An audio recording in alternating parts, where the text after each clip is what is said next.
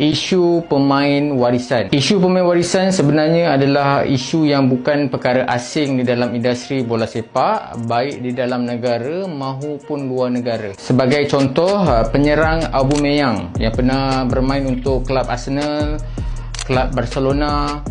Penyerang yang berbisa ini, dia lahir di Perancis, namun Aubameyang tidak mewakili negara Perancis. Aubameyang lebih memilih untuk mewakili negara Gabon, di mana negara Gabon ni berada di benua Afrika. Dalam situasi ini sebenarnya kita boleh nampak Aubameyang sebenarnya boleh mewakili negara France, memandangkan dia lahir di Perancis dan Perancis memiliki pasukan bola sepak yang jauh lebih baik. Namun begitu, Aubameyang tetap memilih untuk mewakili negara Gabon atas alasan beliau memilih untuk mewakili negara tempat kelahiran bapa beliau, atas faktor ada pertalian darah atau ada keturunan yang berasal dari negara itu. Dan perkara itu tidak menyalahi mana-mana undang FIFA mengikut peraturan di bawah artikel 5.